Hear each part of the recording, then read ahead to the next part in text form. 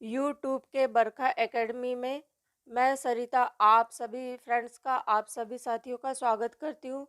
Friends, हम पर्यावरण से संबंधित कुछ महत्वपूर्ण बिंदु तथ्य पढ़ेंगे जो इम्पोर्टेंट है सभी प्रतियोगी परीक्षा के लिए।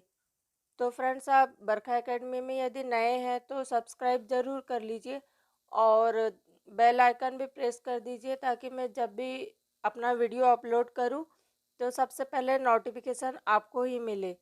और फ्रेंड्स, सभी वीडियो को बहुत अच्छे से देखिए और ज़्यादा से ज़्यादा अपने फ्रेंड्स के साथ शेयर कीजिए और बने रहिए बरखा एकेडमी में। ओके फ्रेंड्स, कंटिन्यू करते हैं। हमारा आज का क्वेश्चन है, सतत विकास लक्ष्य 2017 के सूचकांक में भारत का स्थान कौन सा था? तो ये स्थान था 116 की मात्रा वायु में निर्भर करती है। अगला क्वेश्चन है, जल मंडल, स्थल मंडल, जैव मंडल और जीवों में से पृथ्वी का सर्वाधिक वृहद पारिस्थितिक तंत्र है। तो इसका पारिस्थितिक तंत्र है जैव मंडल। अगला क्वेश्चन है, नेशनल ग्रीन ट्रिब्यूनल एनजीटी की भारत सरकार द्वारा स्थापना कब की गई थी? तो आंसर होगा वर्ष 2010 में।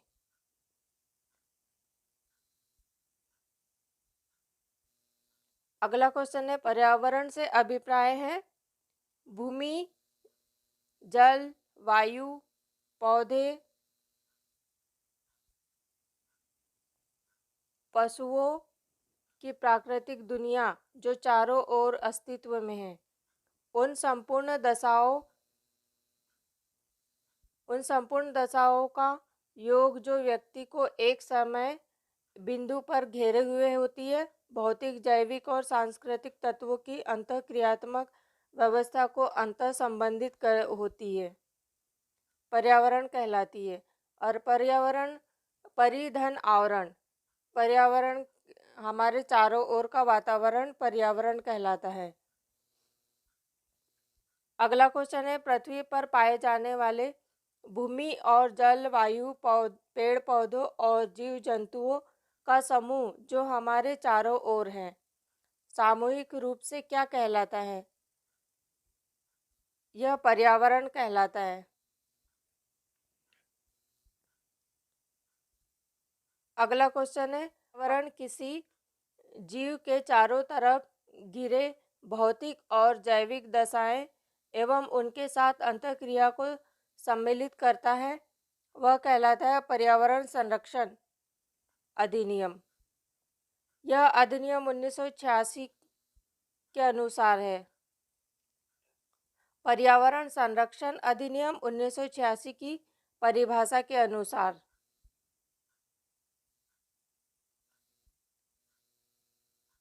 अगला क्वेश्चन है, पर्यावरण सुरक्षा से संबंध नहीं है गरीबी को कम करना। गरीबी कम करने का संबंध पर्यावरण सुरक्षा से नहीं है। भारत में पर्यावरण संरक्षण अधिनियम पारित हुआ, यह हुआ वर्ष 1986 में। वर्ष 1986। पर्यावरण बनता है जैविक घटकों से और भू आकृतिक घटकों से और अजैविक घटकों से, ये तीनों से मिलकर पर्यावरण बनता है।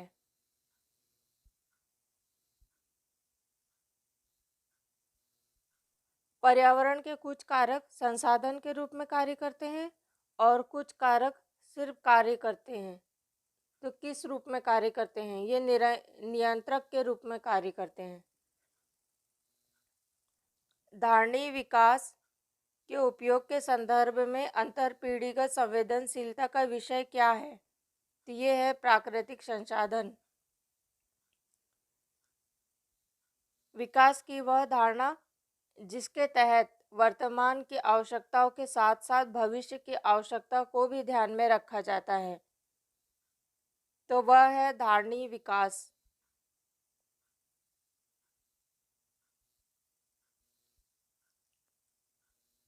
अगला क्वेश्चन है, वर्ष 2002 में जोहान्सबर्ग में आयोजित पृथ्वी सम्मेलन का मुख्य मुद्दा क्या था? तो यह था सतत विकास। संयुक्त राष्ट्र संघ ने सतत विकास लक्ष्यों सस्टेनेबल डेवलपमेंट गोल्स SDGs का निर्धारण किया। वे कुल कितने थे? 17 विषय थे जिस पर सस्टेनेबल डेवलपमेंट गोल्स का लक्ष्य निर्धारित किए गए थे। 17 सतत विकास लक्ष्यों को प्राप्त करने की प्रगति की दिशा में विभिन्न देशों द्वारा किए गए प्रयासों की सतत विकास लक्ष्यों को प्राप्त करने की प्रगति की दिशा में विभिन्न देशों द्वारा किए गए प्रयासों की प्रगति जानने हेतु निर्माण किया गया है। यह सस्टेनेबल डेवलपमेंट इंडेक्स का निर्माण किया गया है। अगला क्वेश्चन है, पर्यावरण दिवस कब मनाया जाता है? तो ये 5 जून को मनाया जाता है।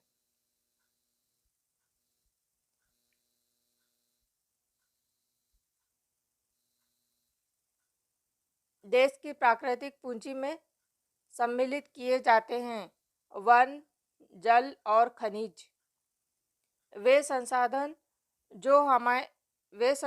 जो हमें प्राकृतिक द्वारा प्रदत्त होते हैं कहलाते हैं प्राकृतिक पूंजी और प्राकृतिक संसाधन।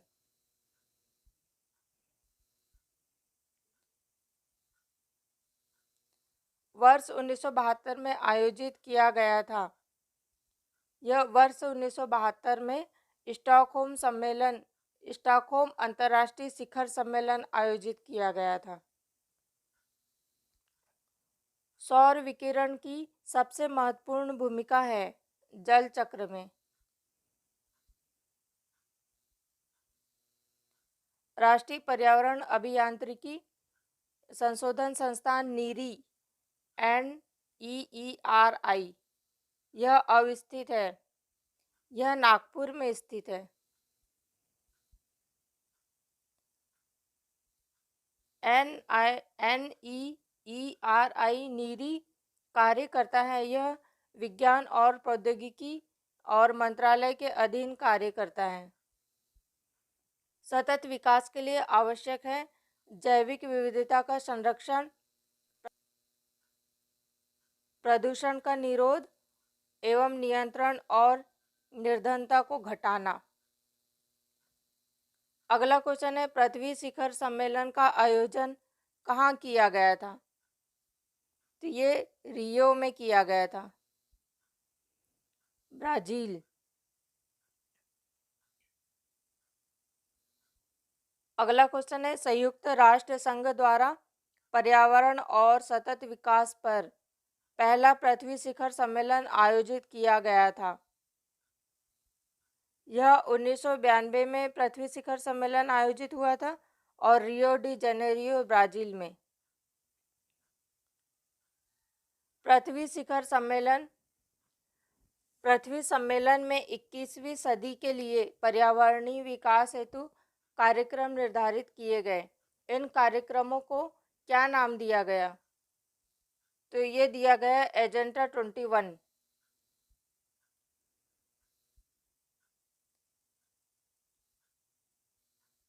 रियो 20 घोषणा पत्र का शीर्षक था। तो ये द फ्यूचर वी वांट। अगला है, पृथ्वी के चारों ओर गैसों के समूह को क्या कहते हैं? तो आंसर होगा वायुमंडल। वायु है एक मिश्रण, नाइट्रोजन 78%, ऑक्सीजन 21% और ऑर्गन 0.93%, कार्बन 0.038% और नाइट्रोजन 78% इत्यादि गैस वायुमंडल में पाई जाती है।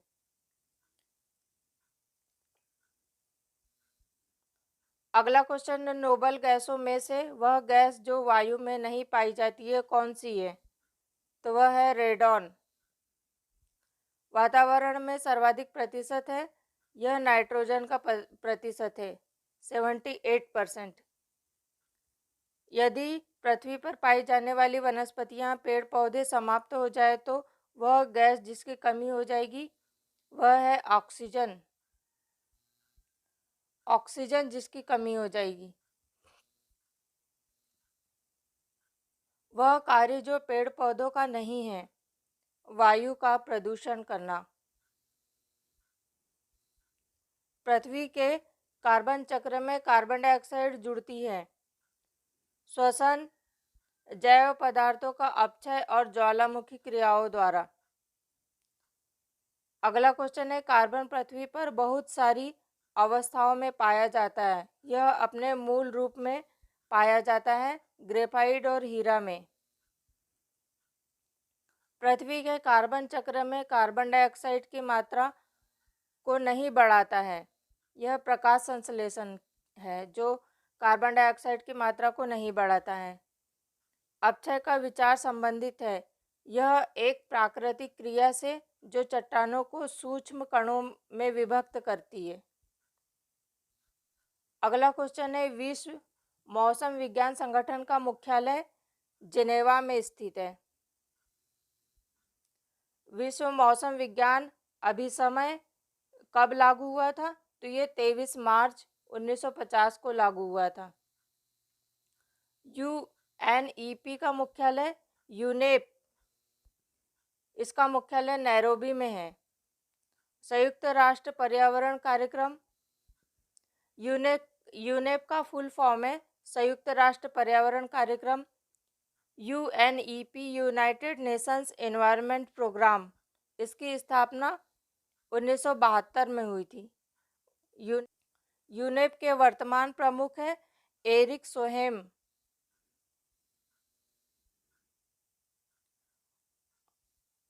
ईपीए का पूर्ण रूप है एनवायरमेंटल प्रोटेक्शन एजेंसी।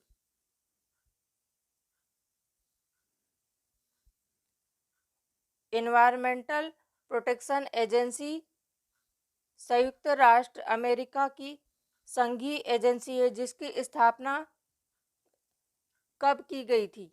तो ये 2 दिसंबर 1970 को की गई थी इसकी स्थापना।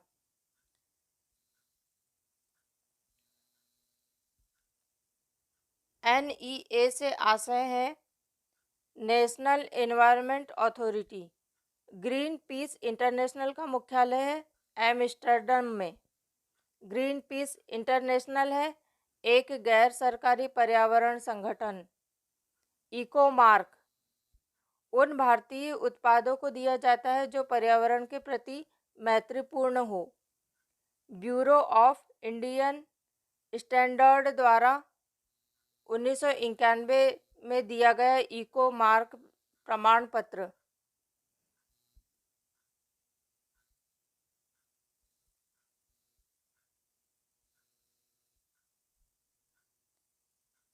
अगला क्वेश्चन है, पर्यावरण अनुकूलन उपभोक्ता उत्पादक को चिन्हित करने के लिए सरकार ने क्या आरंभ किया? तो यह इको मार्क को आरंभ किया। धारणी कृषि, सस्टेनेबल एग्रीकल्चर का अर्थ है भूमि का इस प्रकार प्रयोग कि उसकी गुणवत्ता अक्षुण्ण बनी रहे। भारत में टिकाऊ कृषि के लिए राष्ट्रीय मिशन चल रहा है। यह वर्ष 2014-15 से चल रहा। भारत में हरित गृह कृषि ग्रीन हाउस फार्मिंग प्रारंभ करने वाला राज्य पंजाब।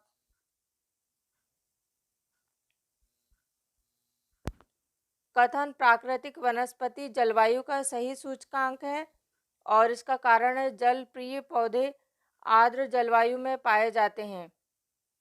तो आंसर होगा ए और आर दोनों सही है और आर ए का सही स्पष्टीकरण है।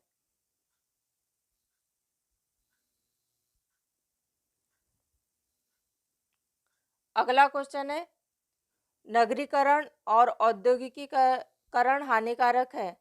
संतुलित विकास के लिए, पर्यावरण और पारिस्थितिकी के लिए और जैव विविधता के संरक्षण के लिए। राष्ट्रीय हरित न्यायाधिकरण अधिनियम 2010 भारतीय संविधान के जिस प्रावधान के अनुरूप अधिनियमित हुआ था वह था स्वस्थ पर्यावरण के अधिकार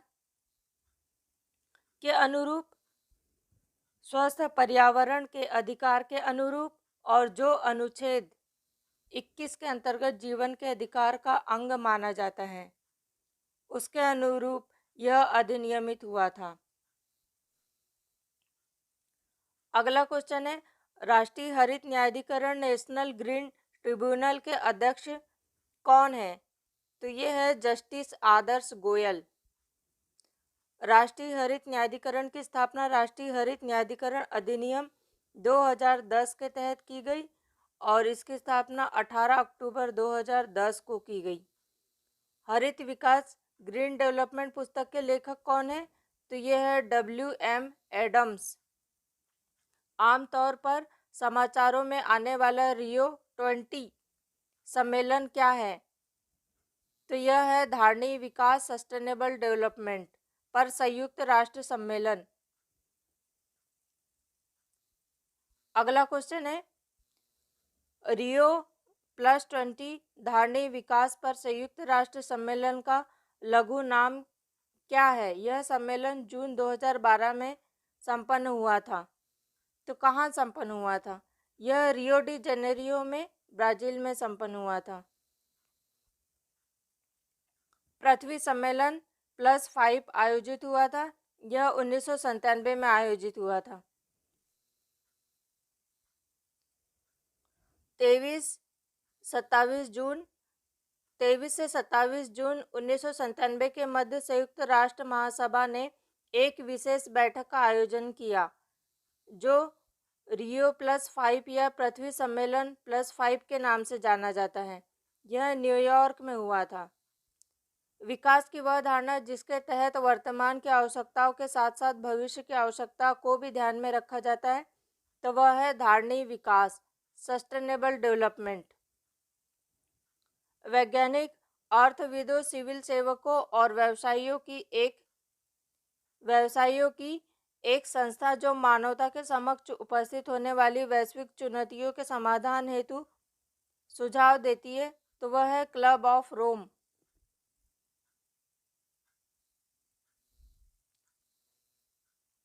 अगला है अर्थ समिट या पृथ्वी शिखर सम्मेलन।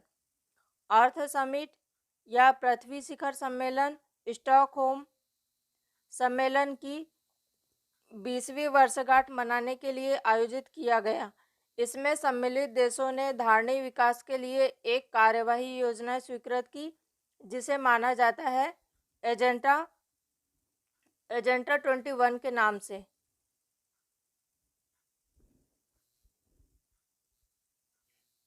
कई प्रतिरोपित पौधे इसलिए नहीं बढ़ते हैं क्योंकि प्रतिरोपण के दौरान अधिकांश मूल रोम नष्ट हो जाते हैं।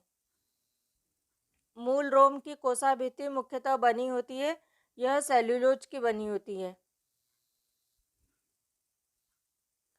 मूल रोम मृदा से चिपके होते हैं पेक्टिन के कारण। पर्यावरण अपकर्षण से अभिप्राय है पर्यावरणीय गुणों का पूर्ण रूप से निम्नीकरण, मानवीय क्रियाकलापों से विपरीत परिवर्तन लाना और पारिस्थितिकी विभिन्नता के परिणामस्वरूप पारिस्थितिकी असंतुलन। पर्यावरण संतुलन के संरक्षण से संबंधित है वन नीति, पर्यावरण सुरक्षा अधिनियम 1986 और औद्योगिक नीति और शिक्षा नीति।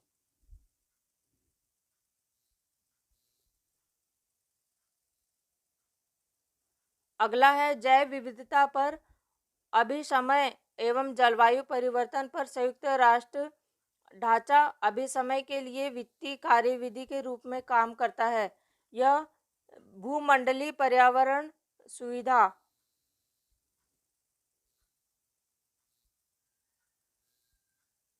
वैश्विक पर्यावरण सुविधा, ग्लोबल एनवायरमेंटल फैसिलिटी की स्थापना कब की गई थी? यह रियो अर्थ समिट में 1992 के दौरान की गई थी। 1992 में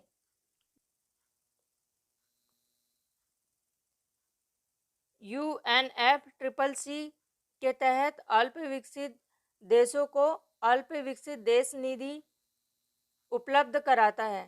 तो यह GEF उपलब्ध कराती है। GEF संस्था ग्लोबल इन्वायरमेंटल फैसिलिटी, वैश्विक पर्यावरण सुविधा। विशिष्ट जलवायु परिवर्तन निधि, the special climate change fund SCCF की स्थापना की गई थी COP7 की बैठक माराकोस से प्राप्त निर्देशों के आधार पर। अगला है वर्तमान में GEF की मुख्य कार्यकारी अधिकारी और अध्यक्षता है नाओको इशी। इनके अध्यक्ष हैं नाओको इशी। पलाचीमाड़ा जो पर्यावरण की अपार क्षति के कारण चर्चा में था, यह कहाँ स्थित है? ये केरल में स्थित है पलाचीमाड़ा। पर्यावरण सुरक्षा अधिनियम को अन्य किस नाम से जाना जाता है? छाता विधान। वर्ष 1972 में स्टॉकहोम में आयोजित संयुक्त राष्ट्र के प्रथम मानव पर्यावरण सम्मेलन के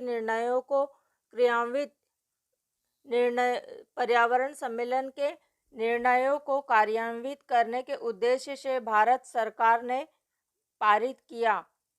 यह पर्यावरण संरक्षण अधिनियम 1986 पारित किया था। अगला है जेनेटिक इंजीनियरिंग अनुमोदन समिति का गठन कब किया गया? तो यह पर्यावरण संरक्षण अधिनियम 1986 के अधीन किया गया था। जेनेटिक इंजीनियरिंग अनुमोदन समिति का नाम बदल दिया गया। आनुवंशिक इंजीनियरिंग अनुमोदन समिति शब्दों के स्थान पर जहां कहीं वे आते हैं शब्द रखे जाएंगे। आनुवंशिक इंजीनियरिंग आकलन समिति। अगला है अपने वार्षिक सर्वेक्षण के परिणाम के रूप में नेशनल जियोग्राफिक सोसाइटी और अंतर्राष्ट्रीय मतदान कंपनी ग्लोब स्कैन अंतर्राष्ट्रीय मतदान कंपनी ग्लोब स्कैन ने ग्रीन डेस्क 2009 स्कोर के तहत भारत को शीर्ष स्थान दिया। वह स्कोर था विभिन्न देशों में पर्यावरणीय रूप से धारणीय उपभोक्ताओं व्यवहार का मापक। अगला है भारत में कृषि के पर्यावरण अनुकूलन दीर्घ स्थायी विकास के लिए जो रणनीति सर्वश्रेष्ठ है वह है मिश्र सस्यन, कार्बनिक खादें, नाइट्रोजन यौगिकीकरण और पौधे और कीट प्रतिरोध शस्य किस्में। अगला है प्राकृतिक कृषि का अन्वेषक है मसानोबु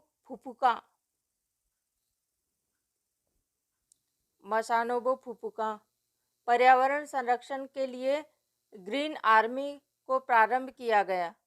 यह ऑस्ट्रेलिया ने प्रारंभ किया। Green army. पारिस्थितिकी 10% नियम संबंधित है। ऊर्जा का खाद्य के रूप में एक पोषी स्तर से दूसरे पोषी स्तर तक पहुंचने से। जीव में जैवमंडल जैविक संगठन का सही क्रम है जनसंख्या, समुदाय, पारिस्थितिकी तंत्र और भूदृश्य। स्वपोषी स्तर का उत्पादन को कहा जाता है प्राथमिक उत्पादकता।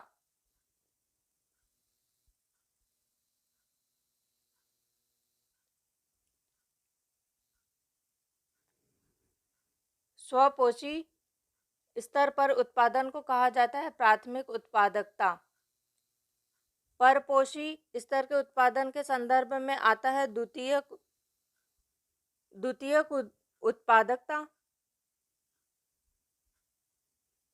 उत्पादकता।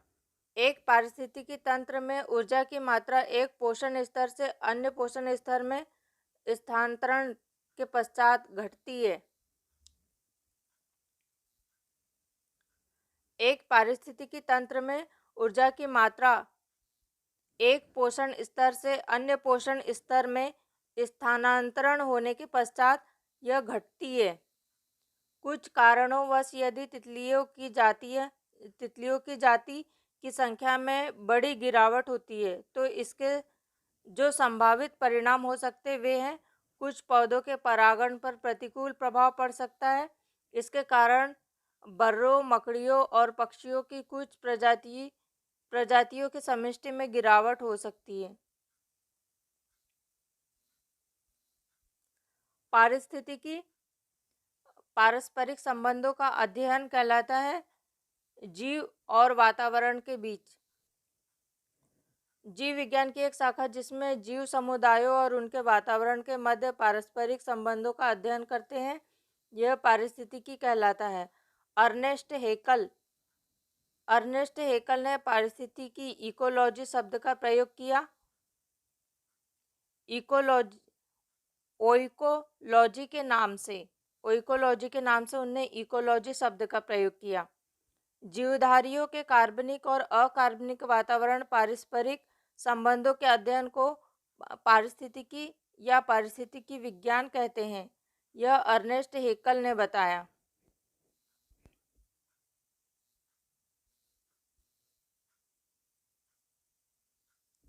पारिस्थितिकी प्रकृति की संरचना और प्रक्रिया का अध्ययन, यह यूजी ओडम ने बताया। सर्वप्रथम पारिस्थितिकी तंत्र इकोसिस्टम की संकल्पना प्रस्तावित की गई। यह वर्ष 1935 में ए.जी. टांसले द्वारा प्रस्तावित की गई। पारिस्थितिकी तंत्र की विचारधारा को बायोसिनोसिस और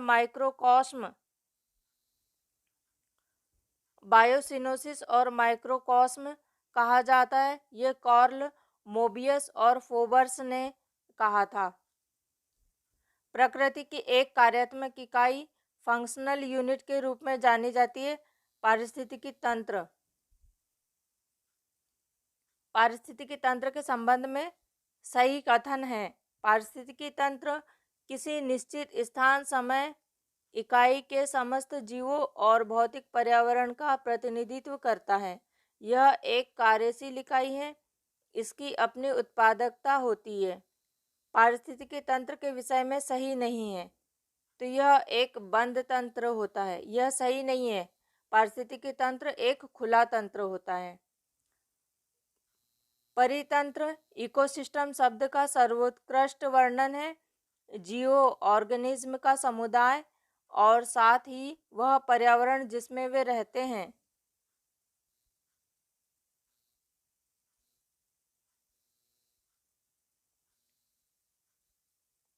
अगला है, किसी क्षेत्र में सभी जीवधारी और वातावरण में उपस्थित अजैव घटक संयुक्त रूप से निर्माण करते हैं। यह इकोसिस्टम का निर्माण करते हैं। पारिस्थितिकी तंत्र का पारितंत्र का कृत्रिम पारितंत्र है खेत। कृत्रिम पारिस्थितिक तंत्र है धान का खेत। घास स्थल, वन और मरुस्थल उदाहरण है स्थलीय पारिस्थितिकी तंत्र के। झील और नदियां और समुद्र जलीय पारिस्थितिकी तंत्र के उदाहरण है। किसी निश्चित क्षेत्र में प्राणियों की संख्या की सीमा जिसे पर्यावरण समर्थन कर सकता है कहलाती है वहन क्षमता।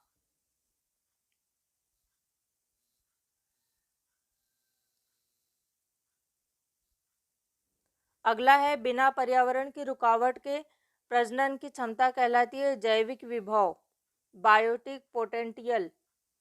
एक पद जो केवल जीव द्वारा ग्रहण किए गए दिक स्थान का ही नहीं बल्कि जीवों के समुदाय में उसकी कार्यात्मक भूमिका का वर्णन करता है, यह पारिस्थितिक कर्मता कहलाता है।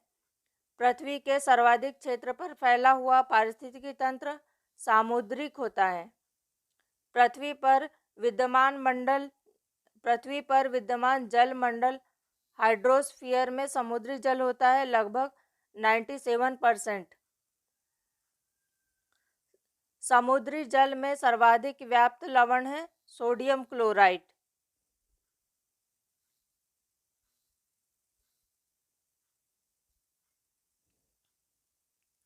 पारिस्थितिकी संतुलन बनाए रखने में मदद करता है वन रोपण, वर्षा जल प्रबंधन और जैव मंडल भंडार। वन्य जीव संरक्षण और पर्यावरण में व्याप्त प्रदूषण का निवारण मददगार है। पर्यावरणीय संतुलन बनाए रखने में भारत में पारिस्थितिकी असंतुलन भारत में पारिस्थितिक असंतुलन का एक प्रमुख कारण है वनों उन्मूलन। वह कार्य जिससे पारिस्थितिकी संतुलन बिगड़ता है। वृक्ष काटना पारिस्थितिकी तंत्र में उच्चतम पोषण स्तर का स्थान प्राप्त है सर्वाहारी ओमनिवोरस को।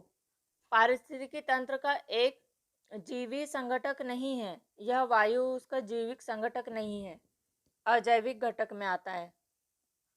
पारिस्थितिकी निकाय में ऊर्जा का प्राथमिक स्रोत है सौर ऊर्जा।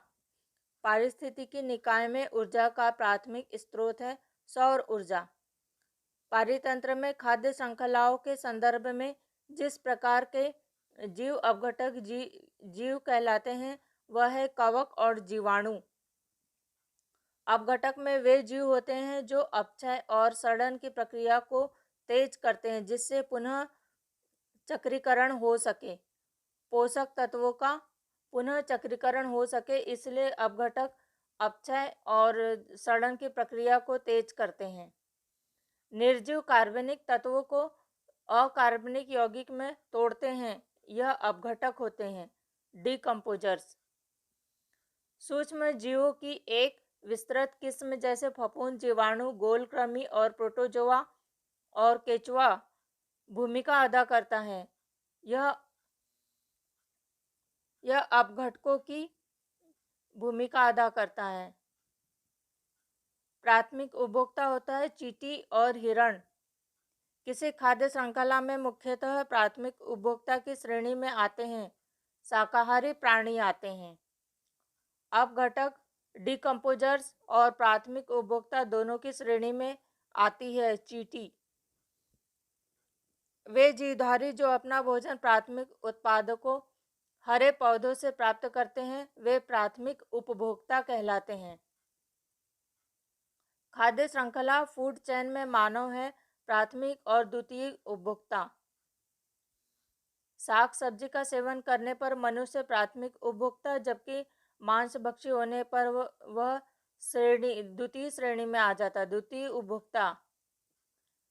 समुद्री वातावरण में मुख्य प्राथमिक उत्पादक होते हैं फाइटोप्लैंक्टन्स,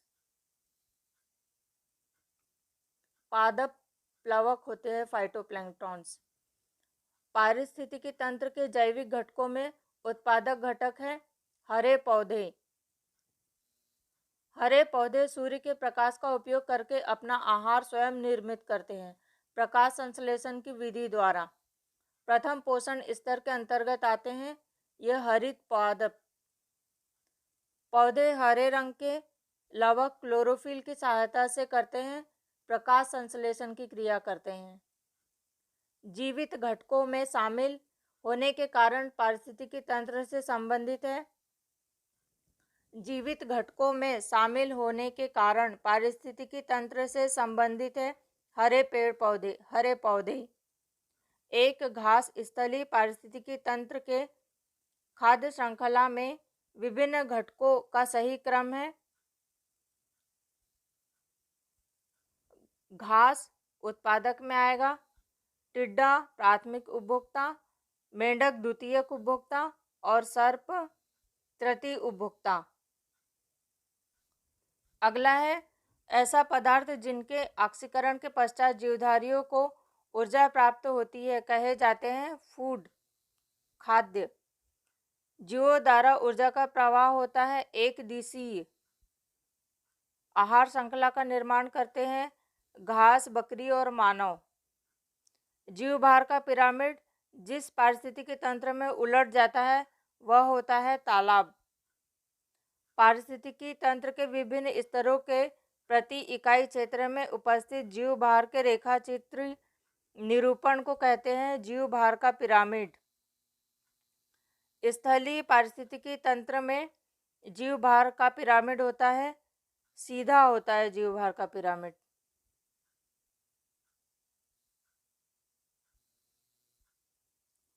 पारिस्थितिकी तंत्र में डीडीटी का समावेश होने के बाद किस एक जीव में उसका संभवतः अधिकतम सांद्रण प्रदर्शित होगा? वह सांप। जब कुछ प्रदूषक आहार श्रृंखला के साथ सांद्रता में बढ़ते जाते हैं और ऊतकों में जमा हो जाते हैं, तो इस घटना को क्या कहते हैं? यह जैविक आवर्धन। डीडीटी जैसे प्रदूषक होते हैं जैव अनिम्नीकरणीय पारिस्थितिकी मित्र नहीं है, तो ये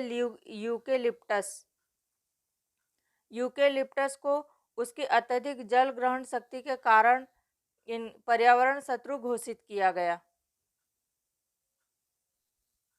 वृक्ष जो पर्यावरणीय संकट माना जाता है, यूकेलिप्टस को माना जाता है। और लैंटिक आवास का उदाहरण है तालाब और दलदल। स्थिर जल के आवास लैंटिक आवास के अंतर्गत आते हैं। इनके उदाहरण है आर्द्र भूमि, तालाब, झील और जलाशय। बहते जल के आवास लोटिक आवास कहे जाते हैं, जैसे नदी। दो भिन्न समुदाय के बीच का संक्रांति क्षेत्र कहलाता है, उसे इकोटोन कहते हैं। सर्वाधिक स्थायी पारिस्थितिक तंत्र सर्वाधिक स्थायी पारिस्थितिक तंत्र है महासागर का। सबसे स्थायी पारिस्थितिक तंत्र है समुद्री। सबसे स्थायी पारिस्थितिक तंत्र समुद्री है। और पारिस्थितिक तंत्र में तत्वों के चक्रण को कहते हैं जैव भू रासायनिक चक्र। जल चक्र को ओडम ने सम्मिलित किया गैसीय चक्र में। पारिस्थितिकी संतुलन से संबंध नहीं है। औद्योगिक प्रबंधन का संबंध पारिस्थितिक संतुलन से नहीं है। पारिस्थितिकी स्थायी मितव्ययिता है। यह जिस आंदोलन का नारा है वह है चिपको आंदोलन।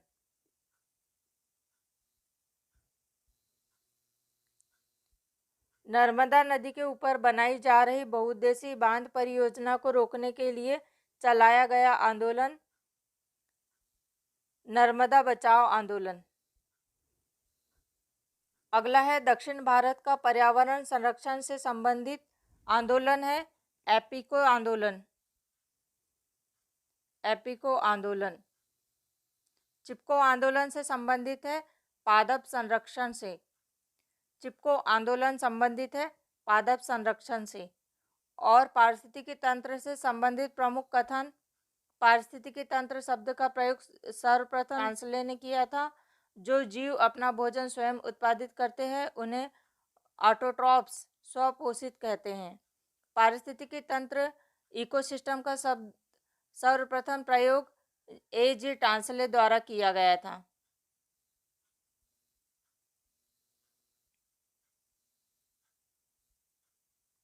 सूक्ष्म जीव जो मृत पौधों, जंतुओं और अन्य जैविक पदार्थों को सड़ा गला कर वियोजित करते हैं वो कहलाते हैं डिकम्पोजर्स, वियोजक या अपघटक भी कहलाते हैं।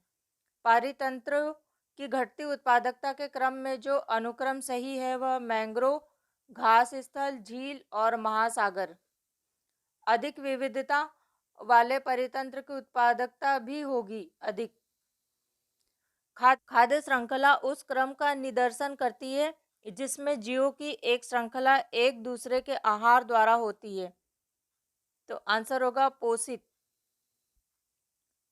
पारिस्थितिकी तंत्र में ऊर्जा का अंतरण क्रमबद्ध स्तरों की एक श्रृंखला में होता है जिसे कहते हैं खाद्य श्रृंखला।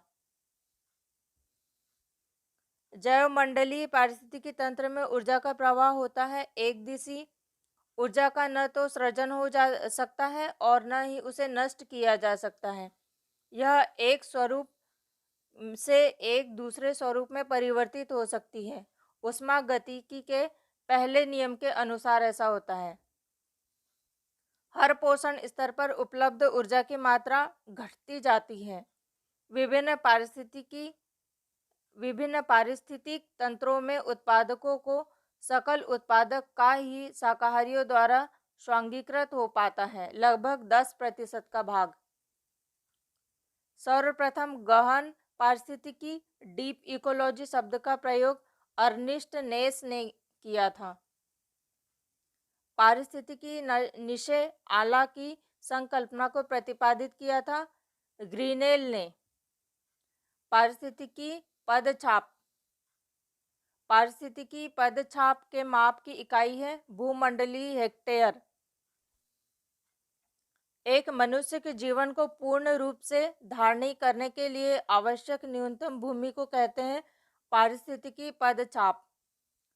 अविवेकशील जीवन शैली जिसमें पारिस्थितिकी तंत्र के घटकों और जल, ऊर्जा इत्यादि की का आवश्यकता से अधिक दोहन किया जाता है, बढ़ा देती है पदछाप के आकार को।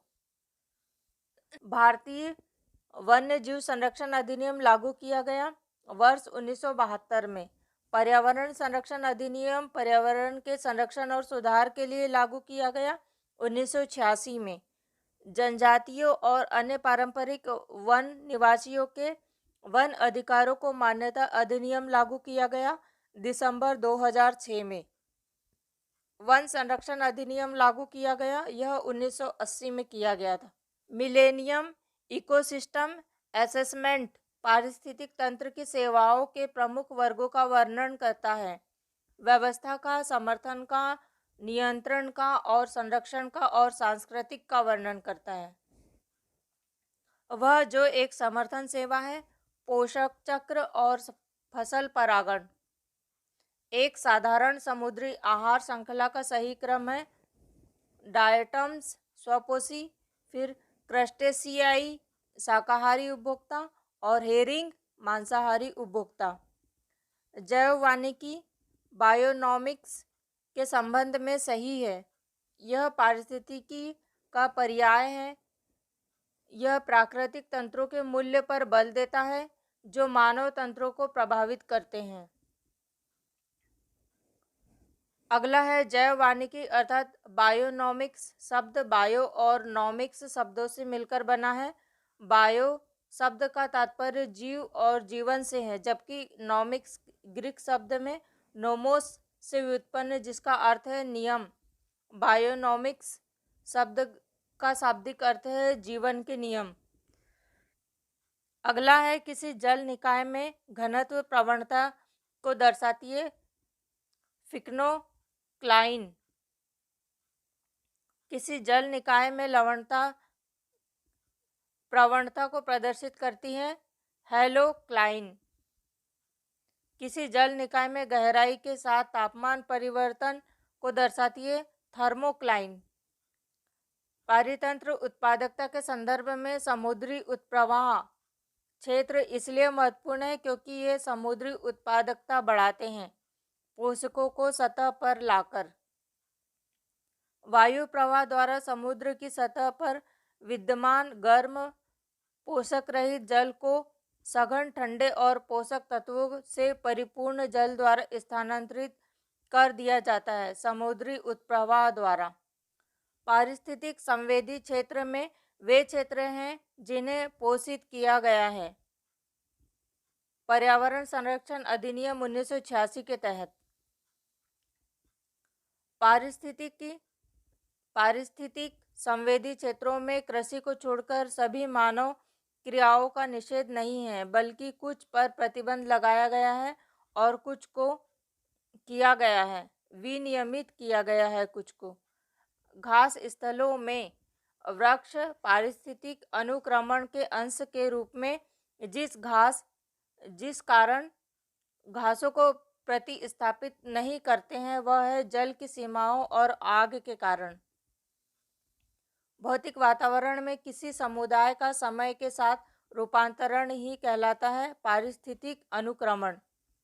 जैविक अनुक्रमण की प्रावस्थाओं का सही क्रम है नग्नीकरण, प्रवास, आस्थापन, प्रतिक्रिया, स्थिरीकरण। वर्ष 1916 में पौधों की विभिन्न प्रजातियों का अध्ययन किया गया और अनुक्रमण की सर्वमान्य परिभाषा दी गई। यह एफ क्लीमेंट ने दी इसकी परिभाषा। वह प्राकृतिक विधि जिसके अंतर्गत एक ही निहित और निश्चित स्थान पर एक विशेष समूह दूसरे समूह द्वारा विस्थापित हो जाता है, यह अनुक्रमण की प्रक्रिया कहलाती है। ओके फ्रेंड्स, आज के वन लाइनर मुख्य पर्यावरण से संबंधित टॉपिक यहीं तक। इसके आगे हम जैव विविधता से संबंधित कुछ महत्वपूर्ण टॉपिक पढ़ेंगे जो आपके सभी प्रतियोगी परीक्षा के लिए बहुत महत्वपूर्ण हैं। तो फ्रेंड्स, आप बने रहिए बरखा एकेडमी में और बरखा एकेडमी को सब्सक्राइब ज़रूर करें और वीडियो को पूरा देखें और अपने फ्रेंड्स के साथ ज़्यादा से ज़्यादा शेयर करें।